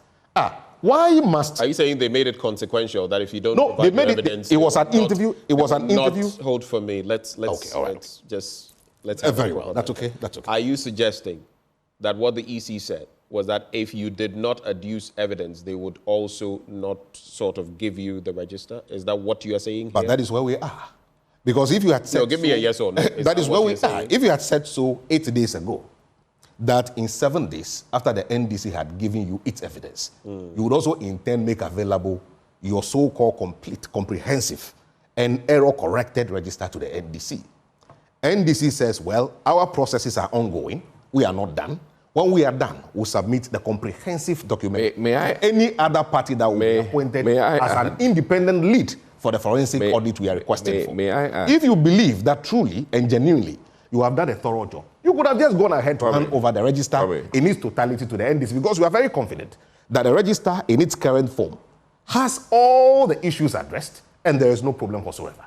Even as at yesterday in the evening, the position, as at yesterday in the evening, the position of the EC hasn't changed. The EC has been insisting that they have corrected all errors and the register is near pristine. All they were waiting for is that the NDC should table their findings. Okay, assuming we don't, will we never have access to the register? Is our work or their work contingent on our findings? Must it be the case that the EC can only work when NDC works? That should not be the issue. Clarify something for me. At what point within this electoral process would you have expected as a party, per the law, to get a copy of the register? Well, you know, they gave us a copy of the provisional voters register. Indeed. Even though they promised initially that it would be, given to us in July. July passed, we never got a register. They wrote formally to the party that on the 14th of August, that register will be handed over to the party. 14th August came, the register was never given to us. They wrote again that it would be given to us on the 16th. The register was again not given to us.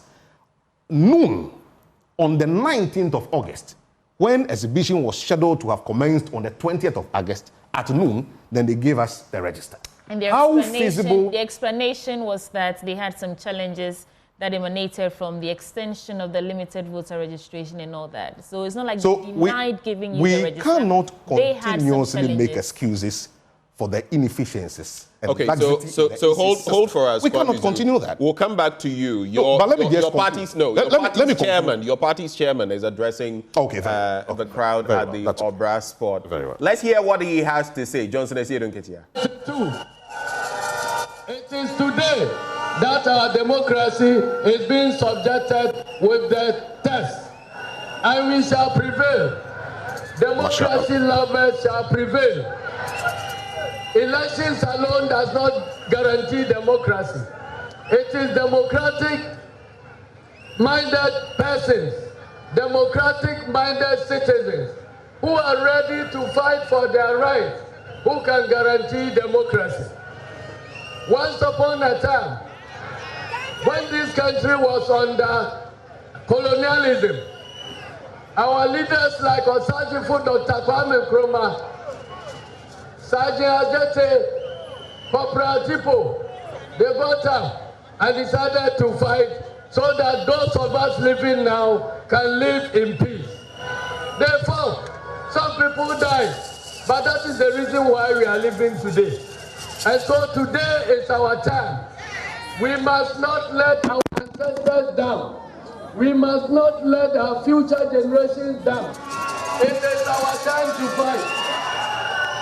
What we are doing is to prevent war in this country. If you want to prevent war, you fight to remove everything that has the tendency to generate into war. Please, there is no option. There is no sitting on the fence.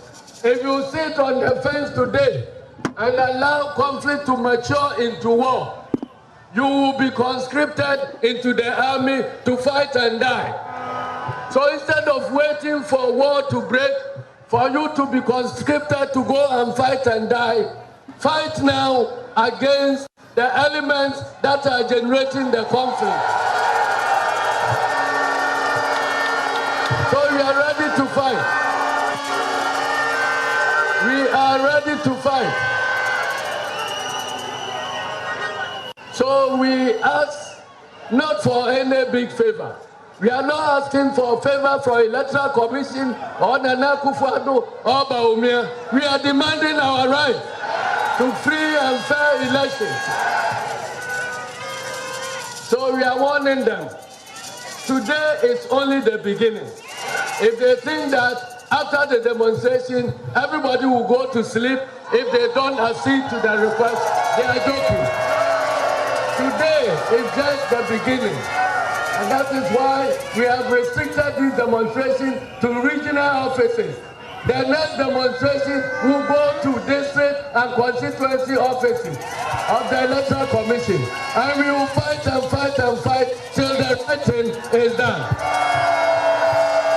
Thank you very much for your smart turnout. I want to believe that we can now begin the march.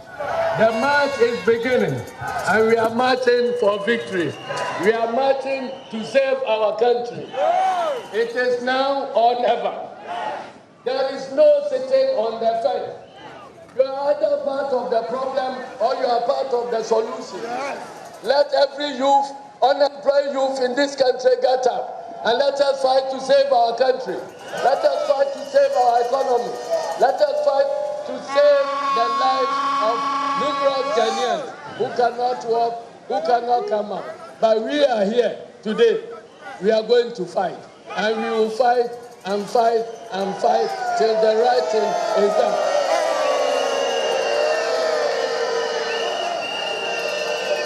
And we want to send a message. We want to send a message to those who pretend to be peace-loving. If you pretend to be peace-loving and you are condoning wrongdoing, you are actually the one who is brooding conflict in this country. Those who want peace must prepare and fight against the elements that will bring disruption in the country. That is why we are ready to fight against the element that will disturb our democracy. So thank you very much, and may God bless our homeland Ghana. We will not retreat, and we will not surrender. We are going straight for victory. Victory for our democracy, victory for not only a political party, but victory for the democracy and freedom of this country. Thank you very much, and may God bless our homeland.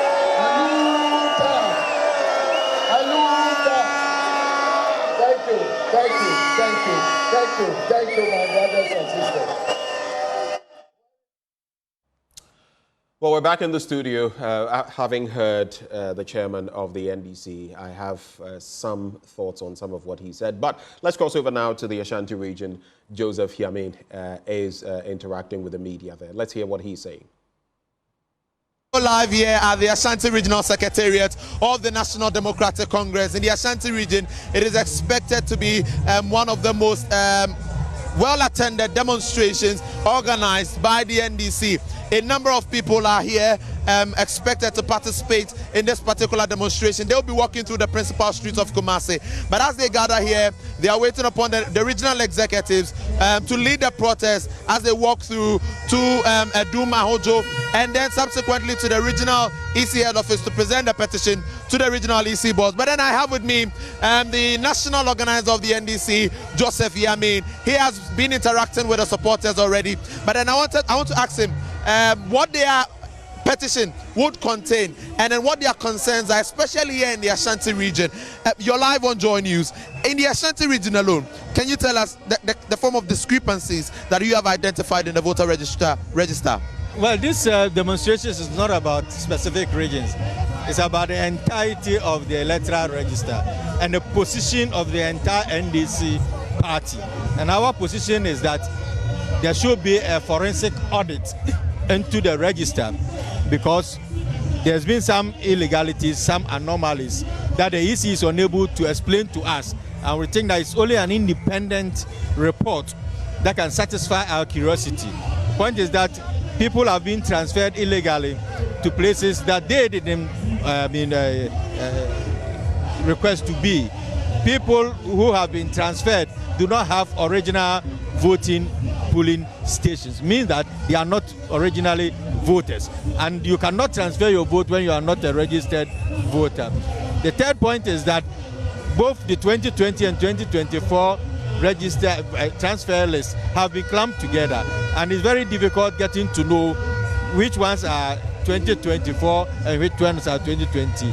And this is the reason why we think that a forensic audit will solve the problem or ease the tensions that we have. And so the NDC as a political party have one position, and the position is that there should be an audit, knowing very well that there's a history to that. In 2016, the MPP pressed for an audit because they felt that people with NHIS card have access onto the register, even though it was warranted, even though it was by law that you could register with NHIS card.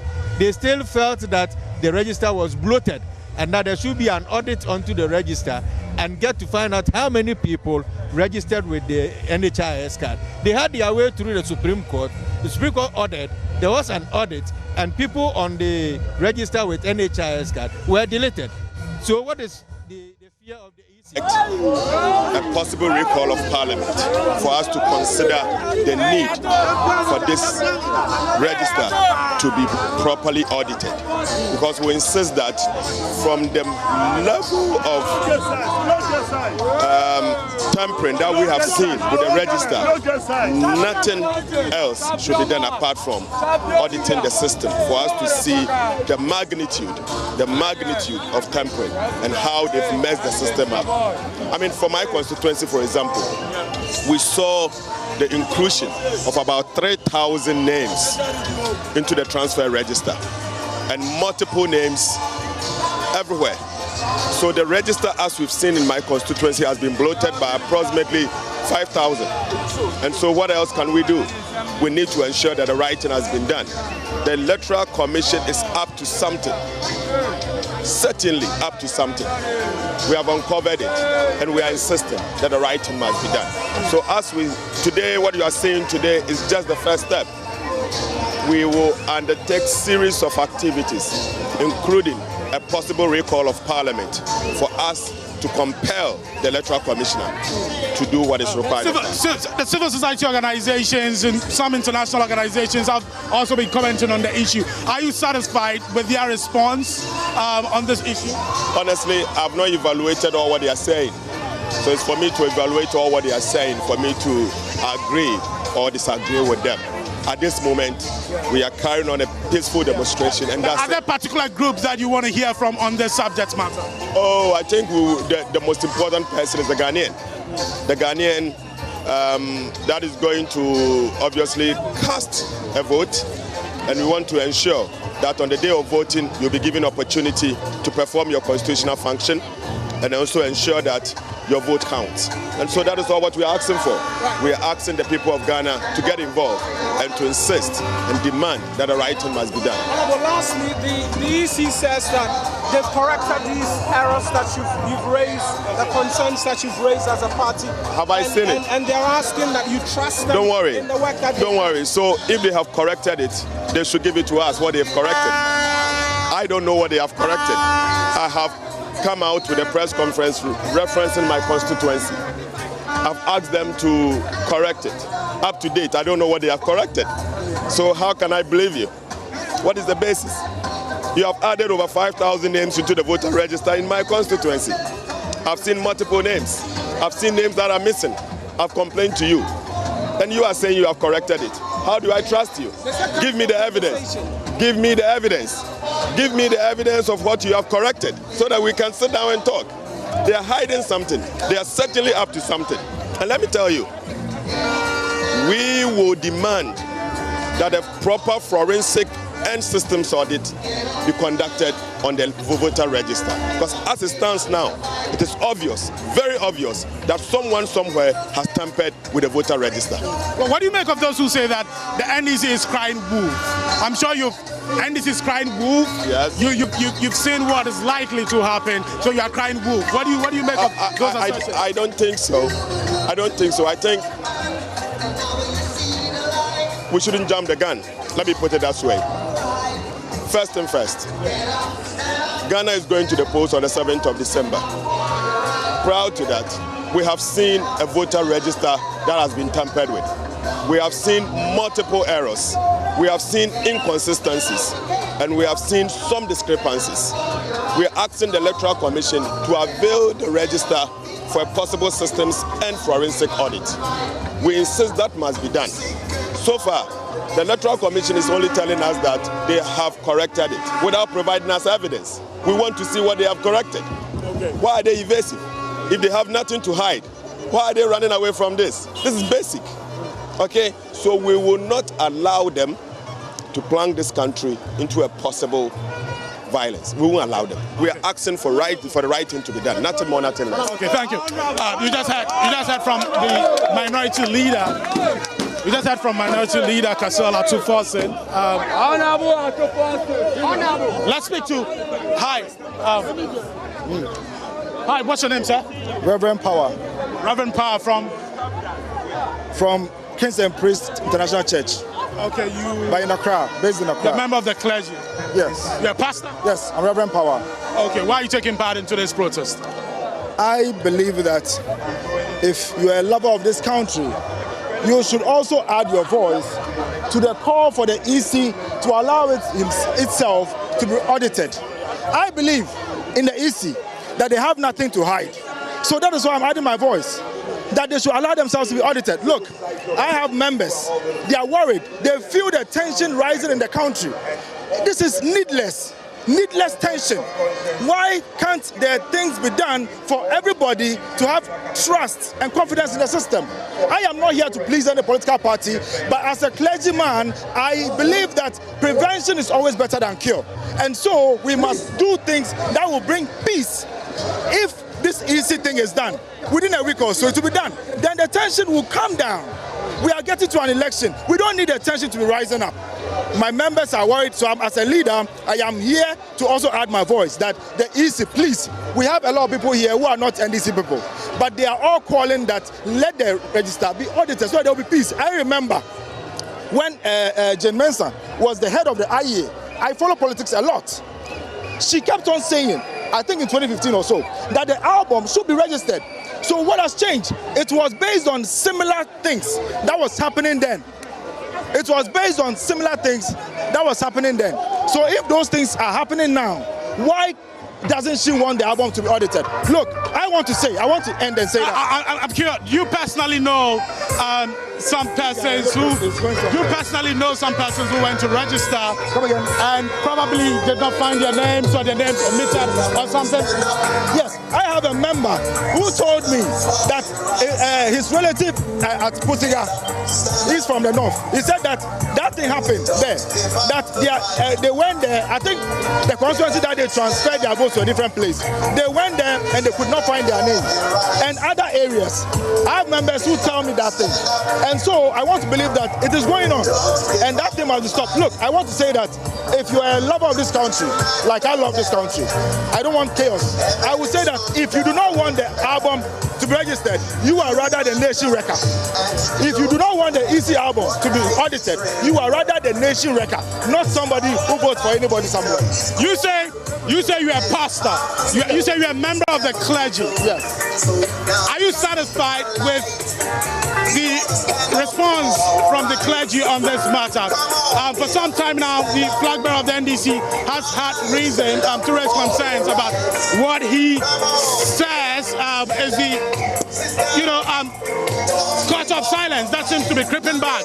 You do not have members of the clergy, civil society organizations speaking up as much as they used to do. This is his position. Do you think the clergy have been silent on this? And what would you want them to do? I want to believe that that is correct. That is why I salute people like Prophet Addo and the likes, who are speaking out. Look, speaking out does not mean you are against the government. Speaking out could be that you want the property to be done and you want peace to prevail. When JM says that the culture of silence is creeping in, it can be right, because a lot of people do not talk as we used to hear them talk. So what you can see right now, thank you for talking to us. What did you say your name again? Reverend Power. Reverend Power, and you are pastor? Kingston Priest Church International. Thank you for talking to us. So in your shot right now, police officers in their riot control gear moving into position. The general,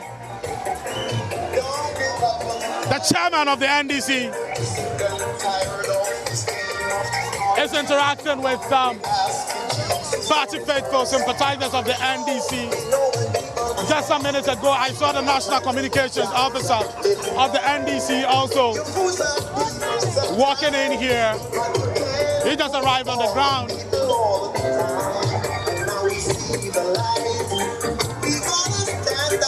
So these are personnel of the Ghana Police Service.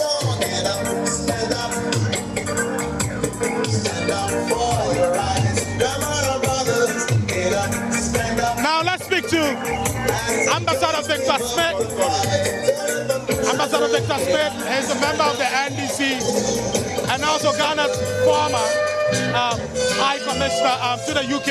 Let's speak to him. Hello, Mr. Smith. You're welcome to join us. We are live on Join You. Hi. Why are you taking part in today's protest? Well, so some scenes from there. We've heard from the chairman of the NDC, Johnson Esiedun Ketia. We've heard from the minority leader, Dr. Akufo-Addo. And we heard that man who says he's a pastor. And he said something interesting. He says, if you don't want the album audited, you're a nation wrecker. And he says, while he may not be a member of the NDC, it behoves people to ensure that we don't get to a position where we're in trouble as a country, the generality of the country. Before we cross over and go to the Western region, you were making a quick point. I want you to complete that point, Mr. Zhu, and then we shall, Sweetie Abachi will usher us into the Western region with Inathalia Kwanzaa. The democracy and the electoral processes that has seen growth from 1992 to 2016 was because the electoral commissions, the successive electoral commissions, have opened their door for inclusivity. What we are seeing today, the intransigence of the current electoral commission. Intransigence? Of course. Is that not a rather strong word to use? Of the current electoral commission does not inspire hope. It does not help the entire process. Look, as a political party, we're part of those who gave birth to this Fourth Republic. We would not do anything that would jeopardize the peace of this country. All right. It is for that reason that we are calling on all peace-loving Ghanaians to join us to demand for the right things to be done now, rather than postponing same to such a time that it may be too late. Kwamizu, thank you very much. Let's cross over to the West. A quick thought from Dr. Aduma Kukisi before we go to Inathalia Kwanzaa. So, I mean, this is happening. It's happening, and it's building up nicely. And does the NPP have any concerns at all on, I mean, first, the demands? Are your position still that the register is a provisional register? Changes can be made, and criticism at this stage is unnecessary. With just 81 days to the December 7th elections. Listen. How is all of this sitting with you? One thing is very clear to me, that even 2020 elections is still being reviewed, and we will never really end reviewing it. And I think that the NDC has to also admit that the audit work doesn't end. Auditing, assessing, EC's body of work will not end on December 7th. It never ends. Crucial for the election. I understand. Sadamako Kisi, companies have internal audits. Yes. And sometimes you seek external audits. Correct. That's exactly what is happening here. No. I have no qualms about having an additional oversight over EC's work. I don't. And I don't think our party has said that we don't want it. Now, one thing that Kwame Zu said, which I think was erroneous, was the fact that in his estimations, the EC saying that the exhibition being part of the process of making corrections, the EC did not say that exhibiting alone was it. Right. So let's be very clear about that. So what else is the exhibition is done so that when you go there and you don't see your name, you query the EC and the corrections are done. Well, trust me, if you go and you don't see your name, so that is... Dr. Adumago, if you go and you don't see your name, at that point, it is too late. No, let's not. You'll be surprised. No. But, I mean, we are your election reporters. This is when the people of Santo Kofi Akufo-Addo. Let's go to Sam George, who's speaking right now, and hear what he has to also say. Why are you opposed to us having a credible register? Don't you think you are stampeding the process?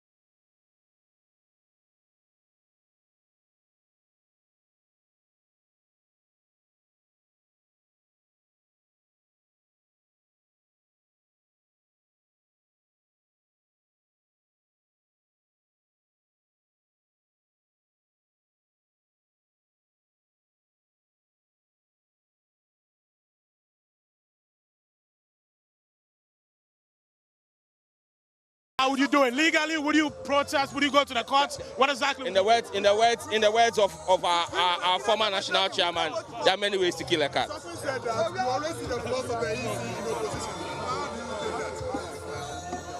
The issues we have raised, has the electoral commission denied the issues we've raised? No. The electoral commission, after their arrogant posturing, have come back to admit that the issues we have raised are germane and real. In fact, they claim they have fixed it.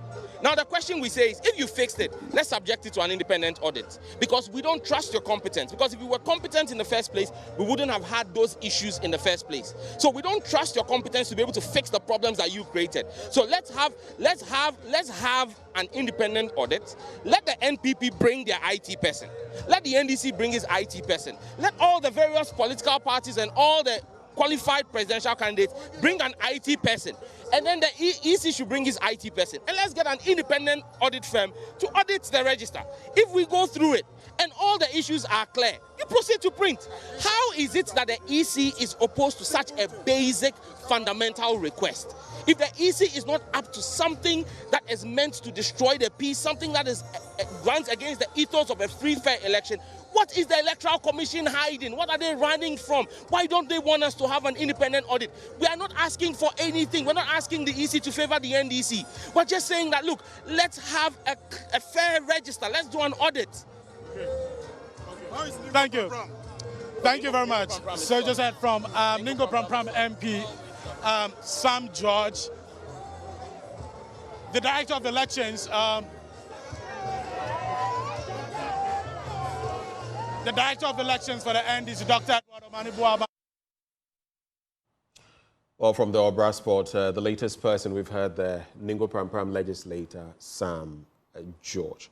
Still a number of issues to delve into as far as this is concerned. I also recall Dr. Omanibuama saying that the NDC told the EC how to approach this, that they had interacted with the UNDP, among others, and that they could go to them to facilitate the process. I don't know what your take is on that. I mean, you are not opposed to this audit, like you've said, but maybe it's about the timing. Some have said it's premature. It's about how to go about it. Is it? I think that as it stands today, I'm hoping that the NDC, in conclusion of today, can table it to Ghana that these are the flaws, total flaws we found. And I won't cite them for anything if a day after other things are found.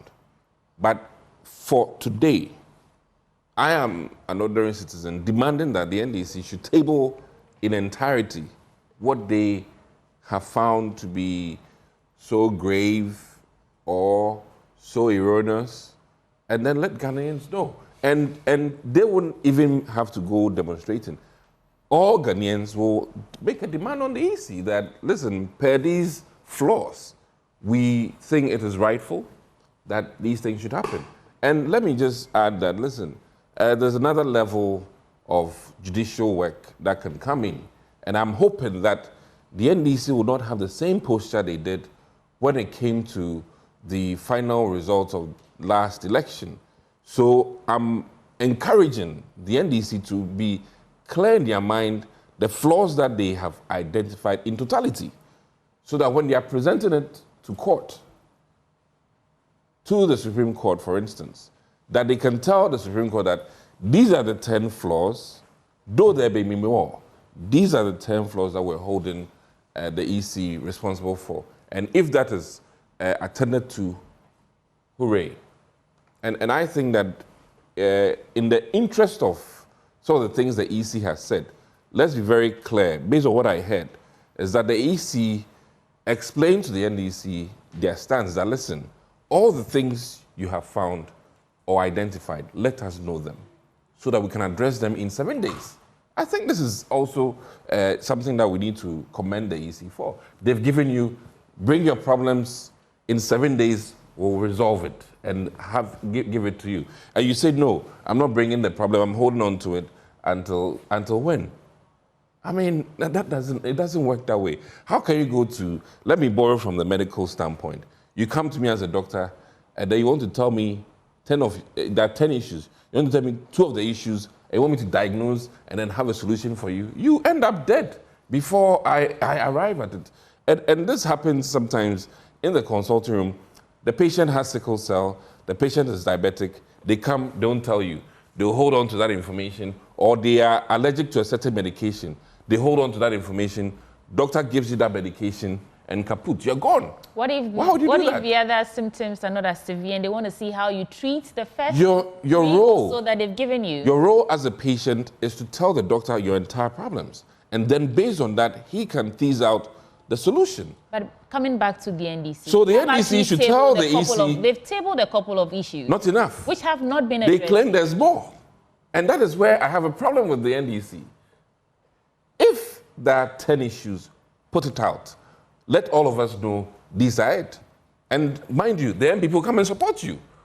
We will come and support you. In fact, Dr. Kesul says that Parliament might be compelled to come back to... But we won't go back if you don't put the... If it gets there, Dr. Table. If it gets there, Table will the majority I thought you had seen the various concerns, even when I was, presenting the slides. But I have an interesting question. Then, just a second. I have an interesting Benjamin, question. just a second. So if it actually gets to Parliament, will the majority, the NPP, be supporting the... If they table the entire, issues they have, which are valid. That is all it is. But they've already tabled these. No, what they've tabled, the EC said, no, listen, they tabled and then they claim that there's more. And the EC is saying that bring the entire list, in 7 days we'll respond. Listen, you travel, you lost 2 bags, you tell the airline, oh, I've lost one, solve it before I come and tell you I've lost a second one. That is not right. What you do is that you tell the airline that I've lost 3 bags. If the airline brings you 1, you wait for the next 2. But here's the case that you say that, oh, we have a lot in our bags, we've brought 3, the rest will come. Put it all out. While I admit that, to some level, you're making a point. If you have many issues, bring them up all at once. You do also realize that some of those developments keep coming up even today. You do realize that. But what you have, so you cannot have an exhaustive list on that. But I just have a question for you. You said something that the issues they've raised are not enough. Do you remember? No, you said something like that. You said they were not enough. Was that I wanted you to. They claim there are more than what they've brought. And I'm begging them that... So they should put everything Just put everything out. This is like a game of cards. You put all your cards, you don't hold some, put it all out. And then I'm telling you, once it's verified, we even will come and support you. All right. So thanks for that clarity, because then I was going to ask you whether in 2016 the issues that were raised were enough. Kwamizu, what is your response to that? He also makes a point, valid point, that if you have issues, if you have 10 reasons to go to court and you are making your case, you are filing a writ or something, you don't present 3, then though per our jurisprudence, per the judicial process, you can actually be adding on within certain limitations in court, right? But you would want to go with all 10 rather than start with 3 and be adding on. Though acceptable, you may meet a judge who may not necessarily like your format of doing things. So why not just go forthwith with everything? What is your answer to his... For the information and edification of Dr. Kisi and his colleague MPP members. Education or edification? Both of them. Okay. Information and edification of you, your colleague MPP members, and the Electoral Commission. The NDC is not a directorate of the Electoral Commission. No, we are not a directorate of the Electoral Commission. By law, but you are the Electoral Commission is charged to conduct a free, fair, and credible elections. If the Electoral Commission is telling us today that they have corrected all the issues we have raised and unwilling yet to release the register to us, contingent upon us bringing evidence in entirety of the issues we have identified, what job are they doing? You claim that you have been able to solve all the issues. Once you are done, proceed and hand over the document to us. We can peruse the document and establish that indeed you have done a good job or you have not done a good job. For the purposes of those who may just have joined the discussion, let me reiterate the issues that we have raised. The general issues that we have raised as a political party. We should be wrapping up. Number 1, we have identified that about 540,000 previous transfers that were done illegally have been added to the 2024. These are things that I did 2024. I don't think we need to reiterate a lot of people.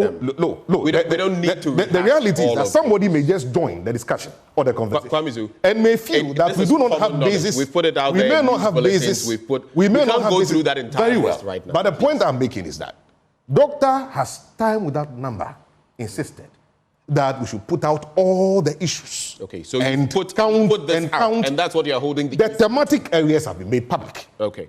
These thematic areas so that means are not. We have said this over and over. I also told you that the as the issues develop, you can't say that there's... Mind you. So both of you hold there. May I just... 20 seconds, finish up. Mind you. Please. We are continuing with our probe of the register that we have. Nothing stops you. Okay. And as at when we are also done, we can compare what we have found out with what the EC would eventually, as at the time they may so decide, to make it public. So that we can be able to reconcile the two of them. But one certainty is guaranteed. I'm concluding. Is guaranteed. Is that we cannot proceed this way to have an election.